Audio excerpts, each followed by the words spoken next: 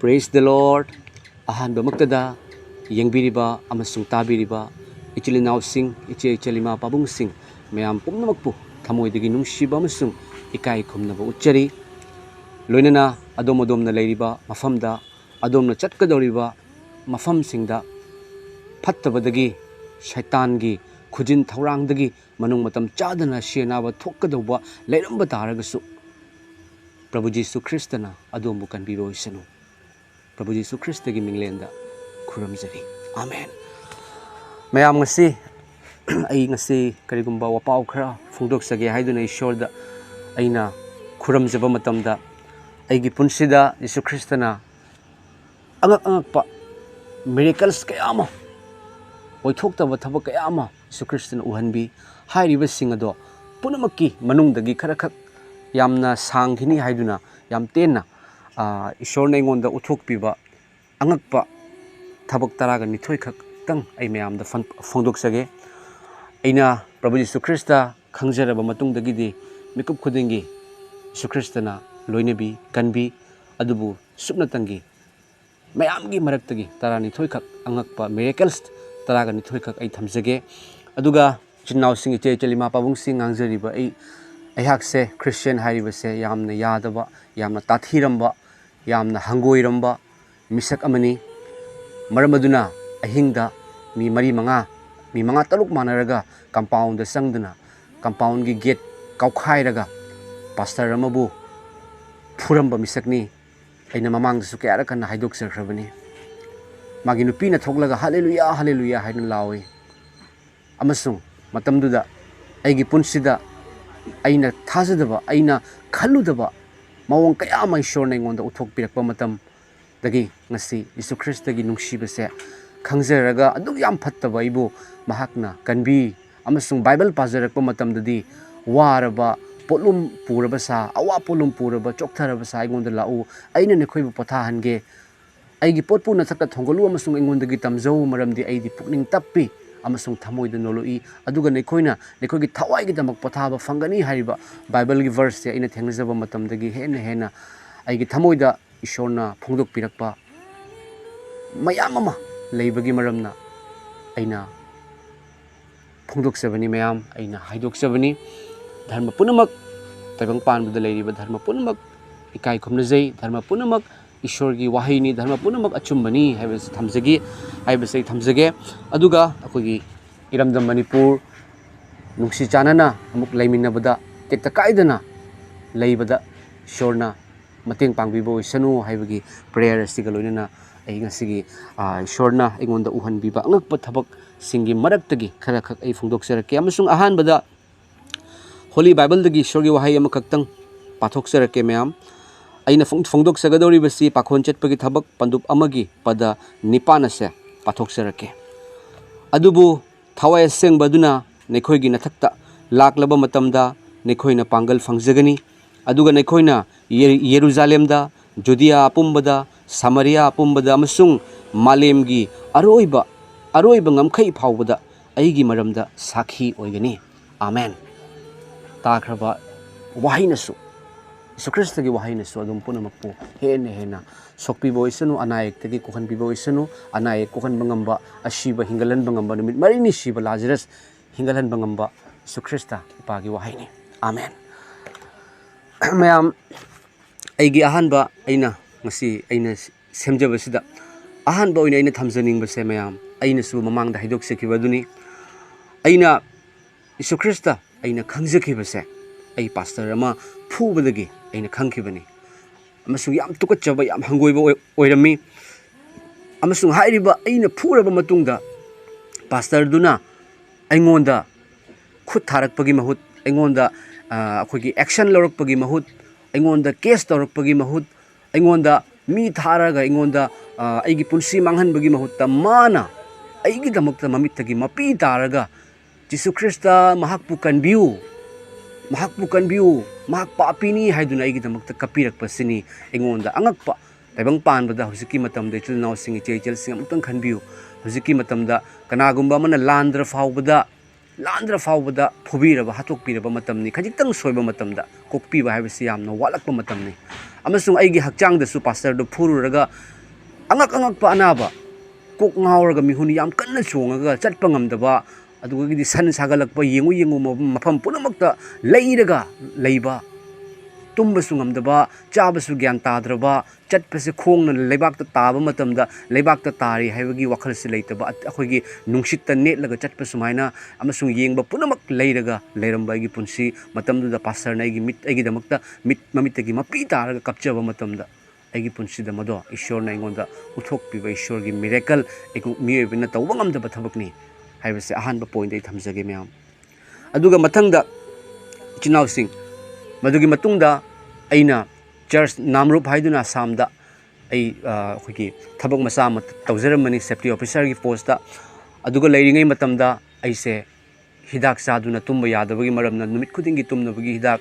ahum mari saraga ai tumambani amasung pharmacy taruk taret leiba singduna ingonda tumnabagi hidak se ai uraga makhoi piu haiba yadre leite natraga su nangonda yolaroi haiduna piraktrabani tumnabagi hidak sadragadi tumma ngamdabo oilerami adubu aina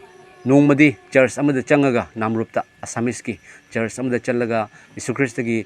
cross ki makhada aina khurukuda kullaga JESU aibu hatokpiganu aibu nungsibiu aigi anaba fahanbiu ai aran ba thabak tawba mi amani ai papini hairinga gi matamda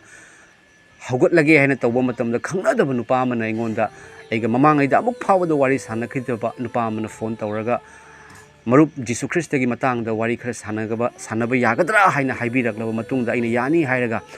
JESU na nangbu yam nungsi JESU nang na pap kokpiu haibado JESU CHRISTA gi aning manate nangi papti nang JESU CHRISTA bu thajaba matamda nangi pap lauthokrabani nangi pap ki damaktani miibagi damaktani JESU CHRISTA na cross ta pangtingkiba JESU na nangbu yam nungsi hairakpa matamda ai yam kapkhiba staff sing uni haina khumjalaga khutna khumjalaga kapkhiba amasung numitudagi aina saramba guli aina kiramba aingonda kok ngauramba mihun chongamba sirani haiduna khalamba awaba China polum punamak JESU CHRISTA na lauthokpikibani amen masi ani subo ina thamjage myam aduga ahum subo ina aina thamjaningiba aingonda ishorna JESU CHRISTA na utpiba angakpase nongmai chinau sing aina haksang naringai gi matamda ai kayarak kapkhi amasung kayarak aina haiki JESU aibu phanbiu JESU aigi mangla thokpiro na chingbai kayarak aina hairaga aina kapkhiba matang mayam ama yawi adubu nongmadi JESU CHRISTA na aigi mangda mahak thoklei amasung mahak thoklaga lepaga ingonda direct mamai onsande kitang akhoi chepna haitai ko phairapna lepaga ingonda akhoi phairapna yengaga ingonda haibirami madudi nangi hanagi anabasing aina lauthokpi khrabani haiduna haibirami mayam amasung aise poklakpaga akhoi gyan tarak tadringaida sanarambadagi ka adum kappaga wandharaga machin ka siloi musallaga sire haiduna ipa ima kapnadana yararoi haiduna mayam ama wandhaba anaba tawrami hai adubu JESU CHRISTA na haiba numitudagi horaga aigi hanagi anaba awaba pumnamaktagi lauthokpikhi mayam ase aina ahum subo aina ai thamjage aduga aise aigi thabak tawjaraga safety officer gi post ta leijaraga aise Bangladesh ta su out of India da su leijarami amasung Bangladesh ta leiringai gi matamda aikoigi khunda aikoigi harvest team haiduna oza Joseph hoi oza sing kaya ama aikoi lakpani aikoigi kasar da haijabatai ko matamdu da aikoina aikoigi khunda aikoigi thauramado ishor gi thauramado pangthokke haina tawba matamda mayam yanadabagi maramna ai mafam phangdabagi maramna yanadre haiduna pau lakpani ai Bangladesh ta leiringai matamda aina khalli madudi ai yumda leiramba taragadi aina haijana oiraga su request tawraga oiraga su oja singdugi ishorgi thawgaldo tawhalamgadani haina ina khanba matamda Sunday numitta nongmajing numitta aikoise nongmajing numitta su pung 9 dagina pung 1 bhaw aikoi duty tawi aina halaga lunch chakcharaga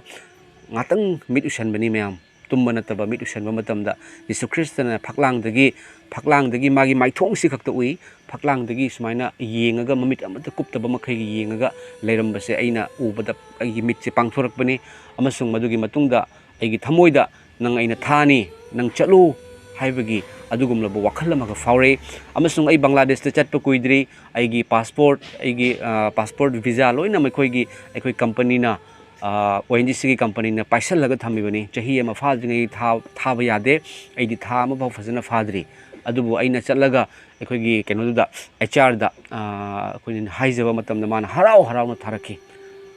ꯃꯆꯤꯟꯅꯥꯎꯁꯤꯡ ꯑꯃꯁꯨꯡ ꯊꯥꯔꯕ ꯃꯇꯨꯡꯗ ꯑꯩꯅ ꯍꯥꯏꯖꯅ ꯇꯧꯔꯒ ꯍꯥꯏꯔꯤꯕ harvest ꯇꯤꯝꯒꯤ ꯏꯁꯣꯔꯒꯤ ꯊꯧꯒꯜ ꯑꯗꯣ ꯑꯩꯈꯣꯏꯒꯤ ꯈꯨꯟꯗ ꯄꯥꯡꯊꯣꯛꯍꯟꯈꯤ ꯍꯥꯏꯅ ꯃꯁꯦ ꯑꯉꯛꯄꯁꯦ ꯃꯌꯥꯝ ꯑꯩ ꯃꯔꯤꯁꯨꯕ ꯑꯣꯏꯅ ꯊꯝꯖꯒꯦ ꯑꯗꯨꯒ ꯃꯉꯥꯁꯨꯕꯗ ꯑꯩꯒꯤ ꯅꯨꯄꯤꯁꯨ ꯖꯤꯁꯨ ꯈ꯭ꯔꯤꯁꯇ ꯀꯅꯥꯅꯣ ꯈꯪꯉꯝꯗꯦ ꯌꯥꯔꯝꯗꯕ ꯃꯤꯅꯤ ꯑꯩꯅ ꯖꯤꯁꯨ ꯈ꯭ꯔꯤꯁꯇ ꯈꯪꯖꯔꯕ ꯃꯇꯨꯡꯗꯁꯨ ꯑꯩꯒꯤ ꯅꯨꯄꯤꯒꯤꯗꯃꯛꯇ ꯑꯩ ꯅꯨꯄꯤꯗ ꯐꯣꯔꯁ ꯇꯧꯗꯦ ꯑꯗꯨꯃꯁꯨꯡ ꯐꯣꯔꯁ ꯇꯧꯕꯁꯦ ꯖꯤꯁꯨ ꯈ꯭ꯔꯤꯁꯇꯒꯤ ꯑꯅꯤꯡꯕ ꯅꯠꯇꯦ ꯙꯔꯃ ꯆꯪꯉꯨ ꯍꯥꯏꯅ ꯙꯔꯃ ꯆꯪꯉꯒ ꯀꯥꯟꯅꯕ ꯂꯩꯇꯦ ꯑꯗꯨꯕꯨ ꯊꯃꯣꯏ ꯍꯣꯡꯕ ꯑꯗꯨꯕꯨ ꯅꯧꯅ ꯄꯣꯛꯆꯕꯁꯦ ꯈ꯭ꯋꯥꯏꯗꯒꯤ ꯃꯔꯨꯅꯤ ꯏꯆꯤꯟꯅꯥꯎꯁꯤꯡ ꯑꯃꯁꯨꯡ ꯑꯩꯒꯤ ꯅꯨꯄꯤꯗ ꯑꯩꯅ ꯃꯈꯨꯠꯀꯁꯦ ꯄꯥꯏꯕꯤꯔꯒ ꯇꯨꯝꯃꯝꯗꯥꯏ ꯃꯇꯝꯗ ꯄ꯭ꯔꯦꯌꯔ ꯇꯧꯏ ꯑꯗꯨꯕꯨ ꯅꯣꯡꯃ ꯑꯩꯒꯤ ꯅꯨꯄꯤꯅ ꯍꯥꯏꯕꯅꯤ ꯃꯗꯨꯗꯤ ꯉꯔꯥꯡ ꯑꯩꯒꯤ ꯃꯪꯗ ꯐꯤ ꯑꯉꯧꯕ ꯉꯛꯇ ꯁꯦꯠꯄ ꯅꯨꯄꯤ 3 ꯂꯥꯛꯏ ꯂꯥꯛꯑꯒ ꯑꯩꯁꯦ ꯇꯨꯝꯃꯤ ꯍꯥꯏꯅ ꯇꯧꯏ ꯃꯪꯗꯨꯒ ꯃꯈꯣꯏꯅ ꯂꯥꯛꯑꯒ ꯃꯁꯤꯒꯤ ꯅꯨꯄꯤꯁꯤꯗꯗꯤ ꯖꯤꯁꯨ ꯈ꯭ꯔꯤꯁꯇ ꯌꯥꯎꯕ꯭ꯔꯥ ꯌꯦꯡꯉꯨ ꯍꯥꯏꯅ ꯍꯥꯏꯅꯩ ꯍꯥꯏ ꯑꯗꯨꯗꯒꯤ ꯅꯨꯄꯤ ꯑꯃꯅ ꯂꯥꯛꯑꯒ ꯌꯦꯡꯕ ꯃꯇꯝꯗ ꯃꯥꯒꯤꯗꯤ ꯃꯔꯥꯏꯕꯛꯇ ꯖꯤꯁꯨ ꯈ꯭ꯔꯤꯁꯇꯒꯤ ꯀ꯭ꯔꯣꯁꯁꯦ ꯇꯪꯅ ꯂꯩꯔꯦ ꯍꯥꯏꯅ ꯍꯥꯏꯔꯝꯃꯒ ꯊꯥꯗꯣꯛꯑꯝꯃꯒ ꯆꯦꯟꯈꯤ ꯍꯥꯏꯗꯨꯅ ꯍꯥꯏ ꯏꯆꯤꯟꯅꯥꯎꯁꯤꯡ ꯑꯗꯨꯒ ꯑꯩꯒꯤ ꯅꯨꯄꯤꯅ ꯖꯤꯁꯨ ꯈ꯭ꯔꯤꯁꯇ ꯇꯁꯦꯡꯅ ꯃꯍꯥꯛꯅ ꯈꯪꯈꯤꯕꯁꯦ ꯑꯗꯨꯒꯤ ꯑꯗꯨꯒꯤ ꯃꯇꯨꯡꯗꯁꯨ ꯃꯥ ꯐꯖꯅ ꯊꯥꯖꯗꯦ ꯃꯥ ꯈꯨꯔꯝꯗꯦ ꯃꯥꯒꯤ ꯇꯣꯉꯥꯟꯅ ꯃꯥꯁꯦ ꯀꯩꯅꯣ ꯍꯤꯟꯗꯨ ꯐꯦꯃꯤꯂꯤꯗꯒꯤ ꯃꯥꯁꯨ ꯂꯩꯕꯅꯤ ꯑꯗꯨꯅ ꯇꯣꯉꯥꯟꯅ ꯃꯥꯁꯨ ꯈꯨꯔꯝꯃꯤ ꯑꯗꯨꯒ ꯅꯣꯡꯃ ꯑꯩꯅ ꯑꯩꯒꯤ ꯊꯕꯛꯀꯤ ꯃꯇꯥꯡꯗ ꯊꯕꯛꯁꯦ ꯃꯑꯣꯡ ꯆꯥꯅꯔꯛꯇꯕꯗꯒꯤ ꯑꯩ ꯌꯨꯝꯗ ꯂꯥꯛꯄꯅꯤ ꯑꯃꯁꯨꯡ ꯃꯈꯣꯏꯅ ꯍꯥꯏꯔꯛꯄꯁꯦ ꯑꯩꯈꯣꯏꯒꯤ ꯄ꯭ꯔꯣꯖꯦꯛ ꯃꯦꯅꯦꯖꯔꯅ ꯍꯥꯏꯔꯛꯄꯁꯦ ꯑꯩꯈꯣꯏ ꯅꯪꯉꯣꯟꯗ ꯀꯣꯜ ꯇꯧꯔꯛꯀꯅꯤ ꯍꯥꯏꯅ ꯍꯥꯏꯔꯒ ꯇꯧꯔꯛꯇꯕ ꯊꯥ 3-4ꯁꯦ ꯌꯥꯝ ꯋꯥꯅ ꯌꯨꯝꯗ ꯂꯩꯈꯤꯕ ꯃꯇꯥꯡ ꯄꯩꯁꯥꯒꯤ ꯌꯥꯝ ꯋꯥꯈꯤꯕ ꯃꯇꯝꯗ ꯑꯩꯒꯤ ꯅꯨꯄꯤꯅ ꯅꯣꯡꯃꯗꯤ ꯑꯩꯅ ꯇꯨꯝꯈ꯭ꯔꯒ ꯃꯍꯥꯛꯇꯤ ꯕꯥꯏꯕꯜꯁꯨ ꯄꯥꯕ ꯅꯠꯇꯦ ꯃꯍꯥꯛ ꯄ꯭ꯔꯦꯌꯔ ꯇꯧꯕꯁꯨ ꯈꯪꯕ ꯅꯠꯇꯦ ꯑꯗꯨꯕꯨ ꯑꯩꯒꯤ ꯅꯨꯄꯤꯅ ꯑꯍꯤꯡꯗ ꯍꯥꯏꯖꯕ ꯇꯥꯏꯀꯣ ꯄꯨꯡ 12:30 ꯇꯥꯔꯦ ꯍꯥꯏꯕꯅꯤ ꯃꯇꯝꯗꯨꯗ ꯃꯍꯥꯛꯅ ꯃꯃꯤꯠ ꯎꯏꯁꯜꯂꯒ ꯃꯍꯥꯛꯅ ꯖꯤꯁꯨ ꯈ꯭ꯔꯤꯁꯇꯗ ꯗꯥꯏꯔꯦꯛ ꯆꯦꯂꯦꯟꯖ ꯇꯧꯕ ꯖꯤꯁꯨ ꯑꯩꯒꯤ ꯅꯨꯄꯥꯅꯗꯤ ꯅꯪꯕꯨ ꯊꯥꯖꯩ ꯑꯩꯒꯤ ꯅꯨꯄꯥꯅꯗꯤ ꯅꯪ ꯈꯨꯔꯝꯃꯤ ꯑꯗꯨꯕꯨ ꯅꯪꯅ ꯀꯔꯤꯒꯨꯝꯕ ꯑꯆꯨꯝꯕ ꯏꯁꯣꯔ ꯑꯣꯏꯕ ꯇꯥꯔꯒꯗꯤ ꯑꯩꯒꯤ ꯅꯨꯄꯥꯒꯤ ꯄꯜꯂꯤꯕ ꯊꯕꯛꯁꯦ ꯍꯧꯖꯤꯛꯃꯛ ꯍꯥꯏꯍꯟꯕꯤꯔꯛꯎ ꯍꯥꯏꯗꯨꯅ ꯑꯃꯁꯨꯡ ꯅꯨꯃꯤꯗꯥꯡꯒꯤ ꯄꯨꯡ 12:30ꯗ ꯍꯧꯖꯤꯛꯃꯛ ꯍꯥꯏꯍꯟꯕꯤꯔꯛꯎ ꯍꯥꯏꯗꯨꯅ ꯌꯥꯝꯅ ꯃꯥꯅ ꯆꯨꯝꯕ꯭ꯔꯥ ꯂꯥꯟꯕ꯭ꯔꯥ ꯍꯥꯏꯕꯒꯤ ꯃꯑꯣꯡ ꯑꯃꯁꯨ ꯌꯦꯡꯊꯣꯛꯅꯕꯒꯤ ꯑꯃꯁꯨꯡ ꯋꯥꯁꯨ ꯋꯥꯕꯒꯤ ꯃꯔꯝꯅ ꯃꯥꯅ ꯍꯥꯏꯔꯛꯄ ꯃꯇꯝꯗ ꯃꯃꯤꯠ ꯎꯏꯁꯜꯂꯒ ꯄ꯭ꯔꯦꯌꯔ ꯇꯧꯕ ꯃꯇꯝꯗ ꯑꯩꯒꯤ ꯃꯣꯕꯥꯏꯜꯗ ꯔꯤꯡ ꯂꯥꯛꯏ ꯍꯥꯏ ꯃꯌꯥꯝ ꯔꯤꯡ ꯂꯥꯛꯄꯗ ꯃꯍꯥꯛ ꯈꯪꯉꯤ ꯑꯩ ꯅꯨꯄꯤꯁꯦ ꯈꯪꯉꯤ ꯑꯗꯨꯒ ꯌꯦꯡꯕ ꯃꯇꯝꯗꯗꯤ ꯈꯪꯅꯗꯕ ꯅꯨꯄꯥ ꯑꯃꯒꯤ ꯈꯪꯅꯗꯕ ꯃꯤꯁꯛ ꯑꯃꯒꯤ ꯅꯝꯕꯔ ꯑꯣꯏꯔꯝꯃꯦ ꯍꯥꯏꯕꯗꯤ ꯁꯦꯞ ꯇꯧꯗꯕ ꯅꯣꯡꯉꯥꯜꯂꯒ ꯑꯩꯉꯣꯟꯗ ꯑꯃꯨꯛꯇꯪ ꯌꯦꯡꯉꯨ ꯉꯔꯥꯡ ꯑꯩꯅ ꯄ꯭ꯔꯦꯌꯔ ꯇꯧꯔꯤꯉꯩꯗ ꯍꯩꯇꯅ ꯈꯨꯔꯝꯃꯤꯉꯩꯗ ꯖꯤꯁꯨ ꯅꯪꯅ ꯑꯆꯨꯝꯕ ꯏꯁꯣꯔ ꯑꯣꯏꯔꯗꯤ ꯍꯥꯏꯔꯤꯉꯩꯗ ꯅꯝꯕꯔ ꯑꯃ ꯂꯥꯛꯄꯅꯤ ꯍꯥꯏꯅ ꯑꯩꯅ ꯏꯆꯤꯟꯅꯥꯎꯁꯤꯡ ꯏꯆꯦꯜꯁꯤꯡ ꯐꯣꯟ ꯇꯧꯔꯒ ꯍꯪꯕ ꯃꯇꯝꯗ ꯑꯩꯒꯤ ꯊꯕꯛꯀꯤ ꯄꯥꯎ ꯅꯪ ꯊꯕꯛꯇ ꯂꯥꯛꯑꯣ ꯍꯥꯏꯗꯨꯅ ꯍꯥꯏꯕ ꯑꯣꯏꯔꯝꯃꯤ ꯄ꯭ꯔꯦꯁ ꯗ ꯂꯣꯔꯗ ꯃꯁꯦ ꯊꯥꯒꯠꯆꯩ ꯏꯆꯤꯟꯅꯥꯎꯁꯤꯡ ꯃꯁꯦ ꯃꯌꯥꯝꯗ ꯐꯣꯡꯗꯣꯛꯆꯒꯦ ꯑꯩꯅ ꯍꯥꯏꯖꯔꯤꯕꯁꯤꯡꯁꯤ ꯖꯤꯁꯨ ꯈ꯭ꯔꯤꯁꯇꯅ ꯑꯩꯉꯣꯟꯗ ꯎꯠꯊꯣꯛꯄꯤꯈꯤꯕꯁꯤꯡꯒꯤ ꯃꯔꯛꯇꯒꯤ ꯈꯔꯗꯪ ꯑꯩꯅ ꯂꯧꯈꯠꯆꯕꯅꯤ ꯑꯗꯨꯒ ꯃꯌꯥꯝ 6ꯁꯨꯕ ꯑꯣꯏꯅ ꯑꯩꯅ ꯊꯝꯖꯅꯤꯡꯉꯤꯕꯁꯦ ꯑꯩꯅ ꯊꯕꯛ ꯇꯧꯖꯕ ꯃꯇꯝꯗ ꯕꯣꯡꯒꯥꯏꯒꯥꯎ ꯍꯥꯏꯔꯤꯕ ꯃꯐꯝꯗꯨꯗꯅꯤ ꯃꯌꯥꯝ ꯑꯩꯈꯣꯏꯒꯤ ꯀꯝꯄꯅꯤ ꯅꯠꯇꯕ ꯑꯩꯈꯣꯏꯒꯤ ꯀꯝꯄꯅꯤ ꯑꯇꯣꯞꯄ ꯀꯝꯄꯅꯤ ꯑꯃꯒꯤ ꯁꯤꯚꯤꯜ ꯏꯟꯖꯤꯅꯤꯌꯥꯔ ꯑꯃ ꯃꯍꯥꯛꯁꯦ ꯕꯪꯒꯥꯂꯤ ꯂꯣꯟ ꯈꯪꯉꯤ ꯑꯃꯁꯨꯡ ꯑꯩꯁꯨ ꯈꯪꯉꯤ ꯃꯔꯝ ꯑꯗꯨꯅ ꯑꯩꯈꯣꯏ ꯕꯪꯒ꯭ꯂꯥꯗꯒ ꯋꯥ ꯉꯥꯡꯅꯩ ꯑꯗꯨꯒ ꯃꯥꯁꯦ ꯅꯨꯃꯤꯠ 6-7ꯅꯤ ꯃꯥ ꯗ꯭ꯌꯨꯇꯤ ꯀꯥꯔꯛꯇꯦ ꯑꯃꯁꯨꯡ ꯑꯩꯒꯤ ꯃꯦꯁꯀꯤ ꯍꯦꯛ ꯃꯃꯥꯡꯗ ꯃꯥꯒꯤꯁꯨ ꯃꯦꯁ ꯂꯩꯕꯅꯤ ꯑꯩꯈꯣꯏ ꯅꯨꯃꯤꯗꯥꯡꯗ ꯑꯗꯨꯝ ꯆꯪꯊꯣꯛ ꯆꯪꯁꯤꯟ ꯇꯧꯏ ꯅꯣꯡꯃ ꯑꯩꯅ ꯃꯥꯒꯤ ꯃꯦꯁꯇ ꯃꯥꯒꯤ ꯔꯨꯝꯗ ꯆꯪꯕ ꯃꯇꯝꯗ ꯃꯥꯒꯤ ꯃꯅꯥꯛꯇ ꯍꯤꯗꯥꯛ ꯃꯌꯥꯝ ꯑꯃ ꯂꯩꯔꯝꯃꯤ ꯑꯗꯨꯒꯗꯤ ꯃꯥꯁꯦ ꯑꯩꯈꯣꯏꯒꯤ ꯃꯥꯅ ꯑꯩꯉꯣꯟꯗ ꯍꯥꯏꯕꯅꯤ ꯃꯗꯨꯗꯤ ꯑꯩꯁꯦ ꯀꯤꯠꯅꯤꯗ ꯀꯩꯅꯣ ꯂꯩ ꯑꯅꯥꯕ ꯂꯩ ꯃꯔꯝ ꯑꯗꯨꯅ ꯑꯩꯁꯦ ꯌꯥꯔꯔꯣꯏ ꯃꯍꯥꯛꯅ ꯍꯥꯏꯔꯛꯄꯁꯦ ꯑꯩ ꯌꯥꯔꯔꯣꯏ ꯀꯔꯝꯕ ꯃꯇꯝꯗ ꯁꯤꯗꯣꯏꯅꯣ ꯈꯪꯗꯦ ꯀꯥꯏꯅ ꯍꯥꯏꯔꯛꯄꯁꯤꯗ ꯑꯩꯉꯣꯟꯗ ꯅꯨꯡꯉꯥꯏꯇꯕ ꯑꯃꯁꯨꯡ ꯅꯨꯡꯁꯤꯕ ꯑꯃꯈꯛ ꯐꯥꯎꯈꯤ ꯃꯌꯥꯝ ꯑꯗꯨꯒꯗꯤ ꯃꯍꯥꯛꯇꯤ ꯈ꯭ꯔꯤꯁꯇꯤꯌꯟ ꯅꯠꯇꯦ ꯑꯗꯨꯒꯤ ꯑꯩꯅ ꯃꯉꯣꯟꯗ ꯍꯪꯕꯅꯤ ꯃꯗꯨꯗꯤ ꯑꯩ ꯅꯪꯒꯤꯗꯃꯛꯇ ꯑꯩ ꯖꯤꯁꯨ ꯈ꯭ꯔꯤꯁꯇꯗ ꯍꯥꯏꯖꯕ ꯌꯥꯕ꯭ꯔꯥ ꯍꯥꯏꯅ ꯍꯪꯉꯤ ꯑꯃꯁꯨꯡ ꯃꯥꯅ ꯌꯥꯝ ꯍꯔꯥꯎꯅ ꯌꯥꯏ ꯑꯃꯨꯛꯇꯪ ꯍꯥꯏꯖꯕꯤꯌꯨ ꯀꯔꯤꯒꯨꯝꯕ ꯑꯩ ꯅꯪꯒꯤ ꯖꯤꯁꯨ ꯈ꯭ꯔꯤꯁꯇꯅ ꯐꯍꯟꯕ ꯇꯥꯔꯒꯗꯤ ꯑꯩ ꯆꯔꯆꯇ ꯆꯠꯂꯒ ꯀꯦꯟꯗꯜ ꯀꯠꯀꯅꯤ ꯀꯥꯏꯅꯁꯨ ꯌꯥꯝ ꯅꯨꯡꯁꯤꯅ ꯍꯥꯏꯕꯤꯔꯛꯏꯀꯣ ꯑꯗꯨꯒꯤꯗꯤ ꯑꯩꯅ ꯅꯨꯡꯊꯥꯡꯗꯨꯒꯗꯤ ꯑꯩꯅ ꯃꯉꯣꯟꯗ ꯍꯥꯏ ꯑꯩ ꯍꯌꯦꯡꯁꯦ ꯉꯁꯤꯗꯤ ꯇꯧꯔꯔꯣꯏꯒꯦ ꯍꯌꯦꯡꯁꯦ ꯑꯩ ꯀꯩꯅꯣ ꯇꯧꯒꯦ ꯅꯪꯒꯤꯗꯃꯛꯇ ꯑꯩ ꯏꯁꯣꯔꯗ ꯄ꯭ꯔꯦꯌꯔ ꯇꯧꯒꯦ ꯍꯥꯏꯗꯨꯅ ꯑꯩꯅ ꯃꯉꯣꯟꯗ ꯍꯥꯏꯕꯅꯦꯕ ꯑꯗꯨꯗꯒꯤ ꯃꯌꯥꯝ ꯑꯩꯁꯦ ꯅꯨꯃꯤꯗꯥꯡ ꯇꯨꯝꯕꯒꯁꯦ ꯃꯥꯒꯤ ꯋꯥꯈꯜꯁꯦ ꯑꯗꯨꯝ ꯈꯜꯂꯒ ꯂꯩꯔꯦ ꯑꯗꯨꯒ ꯃꯪꯗꯁꯨ ꯃꯥꯒꯤ ꯃꯪꯁꯦ ꯃꯪꯉꯦꯕ ꯑꯩꯉꯣꯟꯗ ꯍꯥꯏꯔꯤꯕ ꯁꯤꯚꯤꯜ ꯏꯟꯖꯤꯅꯤꯌꯥꯔꯗꯣ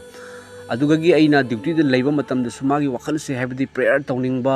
ꯃꯥꯒꯤꯗꯃꯛꯇ ꯍꯥꯏꯖꯅꯤꯡꯕ ꯑꯃꯁꯨꯡ ꯏꯁꯣꯔꯗꯁꯨ ꯑꯗꯨꯝ ꯍꯥꯏꯖꯕ ꯑꯗꯨꯒꯤꯗꯤ ꯑꯩꯅ ꯍꯜꯂꯕ ꯃꯇꯨꯡꯗ ꯅꯨꯡꯗꯥꯡꯗ ꯃꯦꯁꯇ ꯍꯜꯂꯕ ꯃꯇꯨꯡꯗ ꯑꯩꯅ magi room da chatke taw matam da ma oina lae aigi manakta amasung ai bible paraga leramani koi mes ki manung da aduga gi di aina hai dada nang mit ushan view ai nang gi damakta prayer tawge civil engineer ni mayam ado nang na mamit ushan ba matam da nang na koi mi bina khuram na ba amata khuram ganu haibadi ama khatang di lei taibang malem lei shembi mapu ama khak lei hairiba mapu do maming ga amata pandabada taibang malem bulai shembi mapu haina hairaga adom khurambiu ai jisu gi mingda ai prayer tawge haina hairaga chinaw sing aina magi akhoi gi mabuk se siga ina pairaga aisu yamna kaim khangjaba nati adu taraga su engonda phaurak pa haitai ko mayam soidana phani haibagi wakhal amakal lai amasung aina pairaga aina mamit usalaga prayer tawbani jisu christa gi mingda ipana hakna cross ta khangkibado cross ta khangkiba dakphamna ne khogi anaba phai no haibi bible na ipana na magi damakta suman ipana na cross ta khangkhrabani magi anaba fahanbi haiduna aina prayer tawi amasung aina haidada soidana phani and hai aduga nongalaga mase nongalaga mase aina hangba matam dadi mase dada khangdeda kaina dum hai phai he phasana haidaba ko adugi mathangi numita mase duty da lae duty laaga mana mayam puna makta tamme dayanana prayer tawbadagi ai kidney gi anabado hawgatpa ngamamdabado natraga su ai duty ka ba ngamamdabado ngame hairaga chinaw sing mana mayam pumna makta tamme hallelujah mase ishorna ingonda uhanbira aina punsida ngamaroidaba angakpa thodok aduni chinaw sing aduga civil engineer amagi su wari amagi su angakpa sakhi ama testimony ama ai mayam da phundok sarake civil engineer ama masuni aduga magisina magi nupi sina angang unadoiba amasung magi nupi sina angang unabagi matam sida mase tha nak sujalak pasida mase aidi kadai da unaba adoidi operation tauba aidi sale paisa lupa su jam leiba mini na operation sida khalle buko operation kai da tawni paisa kayam changba adu tawba haina khallingai da no mai ngonda mana magi wari tawba matam da aina haida da nangi nupi gi damakta ishoda haijora aina hai ma haijawai amasung aina haijera matungda magi nupi se angang pokpagi matam yaure amasung angang poktore haibadi thinba lengba haure haina hairakpaga mana chatlaga medical da puge haina chatpa matam da lambi da dum magi angang se normal da delivery oire haina mana su ekhoi staff sing kaya da dayanana igi nupi gi damakta prayer tawbi madudagi igi nupi se medical da pugadra medical da puba paisa kaya changba adoidi silai tawba na hairambado amatta tawdana normal da angang unare haiduna mahana mayam da hai mayam amasung mahakna haibagi maramna aina phungdokpibani amasung mana phawbagi maramna mana haibani ko adugagi di mayam aina bongaigaw da leringai matamda bongaigaw gi akhogi project manager amaga adugagi di akhogi senior engineer amaga na aise nongma kaure aidi thamam hamda leiraga su bible se pairaga dum pai adugagi di prayer tawba bible pawa dum tawi ko mayam aduna moini nengonda kaubasidi moise hindu gi akoi hindu dharma gi oibada moise khara makok su oiba yani me koise aigi wakhalda adugi mana nengonda kauraga haibase moini na haibase tongana kaubani ko mayam nang christian oido aduni adani nang india sida akoi gi hindu da su tongan badal leibado aduni adani nang na tawise mina khangkhradi aduni ka ngonda attack tawrakani nangonda athing balakani kaina hairak pasida aina haibani mayam yam ichang thawna aina haiki aina christian oiri se oiningna oibanate aidi christian jadana pastor phuramba mini adubu ngasi aina oijariba sidi Jesus Christa do direct aingonda thokpire amasung Jesus Christa na aingonda ngangbire ikatana tana igi nupi chada su ngangbire amasung aina ngasi ishorgi nungsibado khangsibagi maramna aina ishorbu thauganjaribani ishorbu khuramjaribani haina igi testimony loina liba matamda mekhoina aingonda to waina haige haina tawraga to waina hairambadagi dayanan nang aigi damakta aigi nupi gi damakta prayer da ningsingbiu haiduna hairakpagi wani mayam chinawsing Jesus Christa thoibani haibasisu ma hingatpagi mapui hingatpani haibasi ahingbani haibasisu numitu khangki mekhoina aingonda to waina haidi tawraga hagatna aigi wahai ai nate ko mayam aigi wahai nate aidi karisu nachade aigi nungda leiba haibadi Jesus Christa na phongdok pirakpa thawai sing mana phongdok pirakpa da mekhoina taba matamda mekhoi oina ekhogi damakta ishorda haijebiu ishordagi hena kanba leite ko mayam ishorda haijebiu aina hairaki yam numitu gasu pangal fangjaki amasung haraujaki aduga mayam mathang se aina aigi hakchang da ai kharani gi chahi ahum muki mamang da mayam aise hana eingonda yam anaba aise pukse yam lengsellaga aise akoigi sor honba warakpa amasung akoigi chakhau haite liver yam sagalakpa ama tauge amasung angang oiringaidagi mayam aise angang oiringai matamdagi aise pukse amumu lengba tawe adubu karisu khaludaba ko chahi ahumki mamangda aise yam sathina pukse lengi matamda aise akoigi pukse lengbagi maramna chakhau sabagi maramna akoigi koktasu palaga ko aibudi aise ngauri tawraga adugagidi aina papa da haire papa smai tawi haiba matamda akoigi yambasing ama doctor oina leibani mangonda puraga mana saline kape yumda laaga saline kape injection ahum mari kape adugagidi mana akoigi che iraga mana hai madudi mase sonography x-ray gi keno tawda yaro sonography tawda yaro hairaga mana mafam amakhakta chalu haina irakpani amasung sonography da tawrure sinawsing ko tawraba matungda magi report to puraga akoigi yambasing adu da piba matamda mahakna hairakpa wahise tabada aise swai laukibani mayam amasung mahakti ai Jesu Christa thajei haibagi nungaitabsu ka konana ingonda hairakpa male ina khanjaba matamda ko mana hairakpasi sumai haibani papa ga igana haiba report to puraga sangma matamda igi papa da mahakna kaka haina kawi kaka asidi yam hele hojik para medical da pu magi kidney da nung lei stone se 17 point kano leire adugi magi liver se jam expand oire hoji puraga magi kidney gi stone se operation tawdaba taragadi ma yararoi hairakpani ba mayam sigi wahai se taba matamda ise khangson sondagibane mayam khangson sondagiba ko ai sirani ko haina amasung magi hek mamangda igi dukan macha ma leijabani igi icha hum ka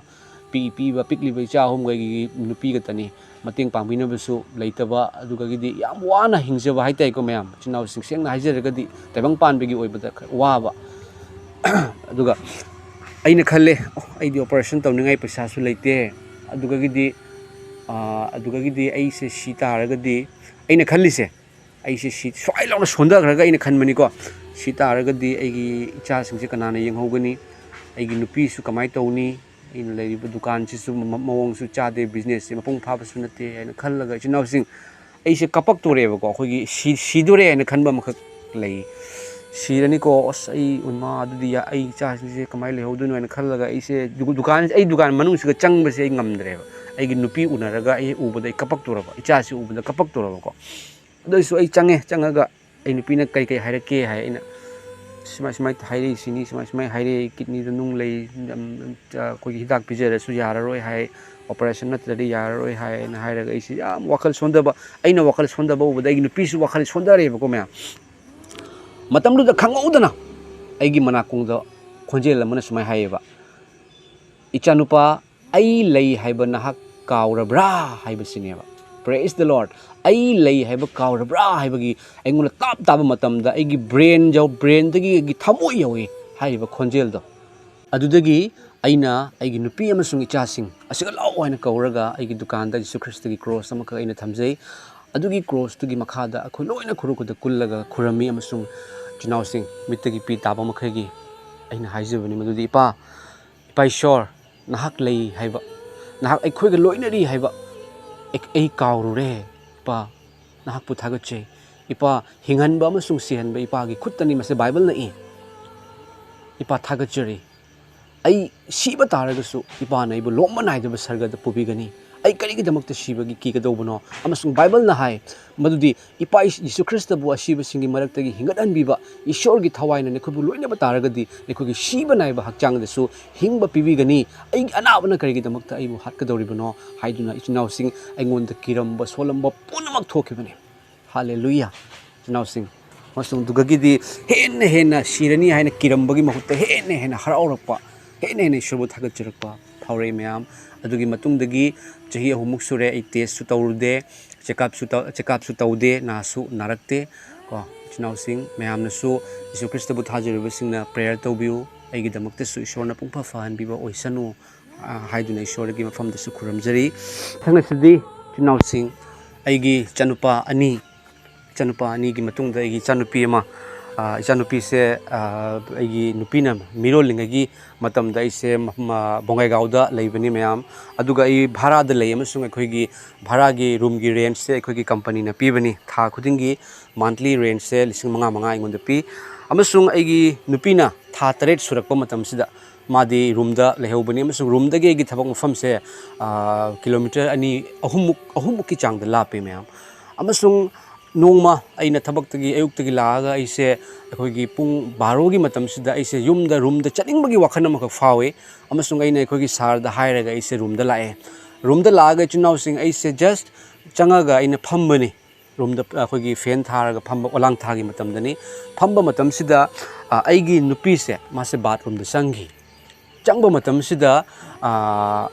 aigi chanupa han sina aigonda laaga papa nang bathroom da mamana kauri hai aina changba matamda chinaw sing che chelima pabung sing aigi nupi se tha taret suba matamda aigi icha nupi se bathroom siga poga leiramme amasung madugi mawong do icha nupi se yam pikpa aduga aigi nupi su khangdaba amasung madu uba matamda aigi nupi se pura sonda bayani aduga aisi pura sondareba aidi icha nupi se yararoi sini aina khanbasidi angang se yadraga su aigi nupi sida kaisu ta tawdana bagi haina amasung chinaw sing ai tawam khangdana ise lawi aduga maite amata leite Bengali lei atup jati Assamese lei ina lawbani mayam kayam tang changbiro na mayam se laaga adugi condition do uba duga mayam se amata changdre adu ai nupam ka thole mana nang aigi scooty maning da phamu hojik medical chasi haina chatle chinaw sing aigi nupi se ma lehori bani mayam yengbiu se nupi oi bising di khangani ko angang do makhut na pairaga bathroom duga mana phammaga leiribani adugi di aina akoina chalaga nurse ta haijaba matam da nurse sing duna su yadre ma nupi do purga lao hai kamai purakani adugi di auto rama tawraga chinaw sing aina sammaga ai nupi su yam wana tawraga puraga doctor yauraga operation tawre operation tawraba matungda angang se asmaina oire aduga angang se yam pikbagi maramna aduga thatare ta pokpanina doctor na hai masidi ICU da thamu haiduna chinaw sing amasung ICU da thambagi ICU gi paisa su yam kalle aduga paisa su matam duga beton oidaba matam su oi aduga aina koi project manager da haizaraga 1 month ki salary lothoga aduga tawraga numit mangani khak leraga koi puthore doctor na di haibani thama thamu haiduna adubu paisa gi awabagi maramna putho lae amasung ishor gi thaujan chinaw sing ai chanupi se hojik chahi mari sure mayam ai ma masamo yam phai chinaw sing ko ishor na direct pokhan bibani aduga yengbi oba aina karigumba room duga halamdaba taragadi aigi nupi da magi mobile phone du su yadabagi matang oi ai thabakta leiramba taragadi aigi nupi na leiriba condition do matam hom duga aigi number khangba mi su amata leiti ai nupi do masanta ai nupi ne ichane shiramba yabani adubu JESU CHRISTA na Angakpa Miracle na oithokdaba ishor khaktana oithokanba mahakna aingonda thaduna aigi nupi gi haiba awaba matamda aingonda mateng pangbi hali chinaw sing che chalima pabung sing aduga aina aigi mangda chinaw sing mangi wari amasu ai mayamda lijarake aigi mangda aina JESU CHRISTA naw na thajarakpa matam asida nongma aigi mangsida aina dum chatpa matamda u karong ni haina tawi ko u karong ama khalei karong siga khoigi lin se angobagi lin ama khoigi phaija taba ka haibado adumaina tawraga leibasida aise akiba fawi amasung chattaba yadaba lambi ni haina tawi adugi aina chatpa matam sida hairiba lindu dagi yamna achauba masam ko thadokpa nupi ama baki Fattaba nupi ama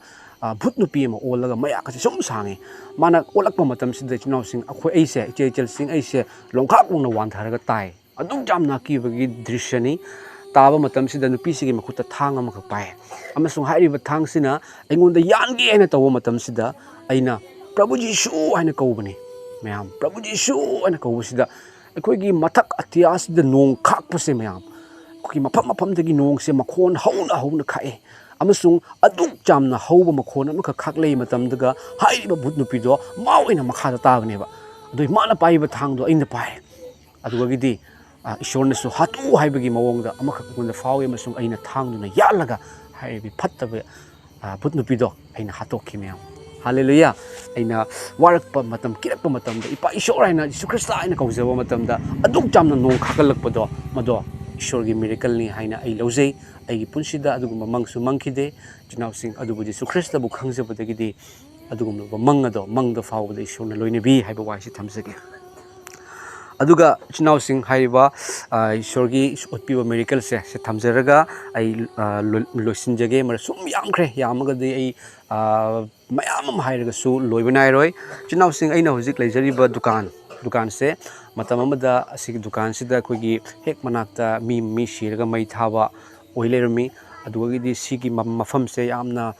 fatte kaina haina tamnei ka haiba mafam oirami aduga asigasu khogi water supply gi yamna aliba mi ka leibidaba leirambagi maramna yamna kinei haiduna haina bani mayam aduga aina asigi dukan siga change changba matamda aidi yamna langna changkiba thamoidagi dum phasana khuram hodre haijaba tai ko ishorda sinajaba prayer tauba bible paba mat taukidana dukan semba loire haibaga changaga dum leikibagi maramna leire aduga aina ka mase fast food ki dukan ni chinausing dum chicken se dum otpa matamda ko matum amadi shoidana tani chicken se otpa matamda matum amadi shoidana tani aina thadarogi khalasu yadaba asmai toy ko adui glass ka thamba ka se mathanda bop launa hek tarakpa gumba kaino tawise na khanba gumba ko oi myam aduga nongma ai khoidi makhada hipane walang tha su oi doi dukan sida phamung su leite adui ai gi yum da su yum do hanagi yum da thugairaga anoba sari maram aduna sangoi da leibani adui ai gi naw mapan da leiba me khoi su yum da lakpagi hipam su chanadaba mai thoe aduna fare dukan sida dum hipase na hippa matam sida nongma aigi chanupa yaimase asina tumba hek kap tholaga mana papa aigi mangda phutna aigi khanau se metlammi haibne ba aigi mangda haide papa eingonda phutna khanau se metlammi haibni myam mase tabasti ka kaino ne haina yema matamda magi makhanau se aigi chanupa yaimagi makhanau se ka muchin muna dakpham ma ka ta leram adugi icha sina su hairak bo wai se tabada kaino haina khanlaga ai se khogi swai laukhraga khogi iyamba singama doctor oibada mangonda pure iyamba sine khogi hidak thau haiba yadreba asigi anaba sidi amuk phawada layengdri haire aduga gi khoi sida su lei khogi keno tawpa ngamba adugumba khogi lai gi tin gi kari yengthokpa ngamba su lei ai aduga su pure haibadi swai laugreba ko ngang duna hairakpa hek tum hawalakpada magi mangasama tawbodo punamakna yengbiu haiba yadre ni meyam asidi sigi case amata unadri haiduna aduga gi last da eingonda phaurakpase meyam ai Jesus Christa aigi pa Jesus Christa leina karigi damakta no aina mingonda chatkadaba aduga karigi damakta no aina wagadaba haina hairaga chinausing akoi family se loi punjalle pullaga amuk Jesus Christa da thagale ipa ishor nasana yum siga changba matamda dukan siga changba matamda fazana bible paraga fazana ishor bu khuramjaraga changja hogudre majugi damakta ngakpiu ipa masidagidi nachana khuramjari madudi dukan akoigi area akoigi boundary asida karigba fattabagi pangal leiramba taragasu Jesus Christa chiduna phumduna hingatpa Jesus Christa na fattaba punamak tanthokpiba oisanu masidagi dukan akhoi area sida Jesus Christa na ningthongumna panbo oisanu fattabana changbadi laina yengba phawa ngamdaba ohensanu Prabhu Jesus Christa ipada changjari ipada sinajari egi dukan egi chasing na horna sinajari Prabhu Jesus Christa gi minglenda hairaga amen hairaga khurami amasung akhoi miyamba singamana jengbiu yadaba doctor do aina haibane akhoi pombabu oiro nai chababu oiro anabagi di hidak amana traga ama manarap tawbadi leiramgani tesa molom ama khatang piu haina akoina patpagi molom ama ka pirei amasung Jesus Christa gi mamingda taiba matamda ichagi anabado fakhre hallelujah mayamnadi ambau udabani khut thaba yade aina thade adubu Jesus Christa da changjarapka matamdadi loina fahanbikre amasung madugi matungdagi aigi dukan sita karisu adugumlaba jien otpada matum taba adugagi di kayage glass taba ama tabagi karisu tawgidre yam ingna chikna thambire Jesus Christa na ningthogumna loina bi haiba waise ai mayamda yam nungsina phungdoksage chinausing aina Nasikari ipagi opao matang phongdoksage khanjaba matamda ipana testimony singi marakta khara phongdu haibagi aingi thamoida faujarakpadagi aina phongdoksabani hairiba testimony asida aigi faba aigi singba aigi khangba amata yaude aidi kwaidagi fattabani aduga Jesus Christa miyebu yam nungsiba miyebigi damaktani haiduna bible na takpi jai kunthra gomdui makhai surakpa matamda Calvary gi cross ta shiba mabo wahalakpa matamda su saukhidaba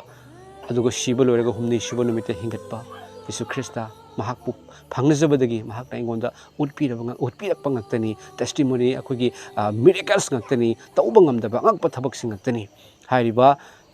miracles sing ase tabiriba adom pumnamak pu ishorna sokpi boisanu phattabadagi anabadagi kanbi boisanu chinaw sing ishorna kanbi bata pamba mapuna tekta kaidana thambi boisanu thagachari matang asida masigi ishorgi angakpa egi punsida utpiriba miracles singi maraktagi khara ina phudok sabase matang asida losinjarage long live manipur tekta kaidana lehen bibo isanu haiduna tattana ishorda khuramjai amasung hen ishorna ingthaba pibibo isanu Prabhu JESU CHRISTA ki minglena amen.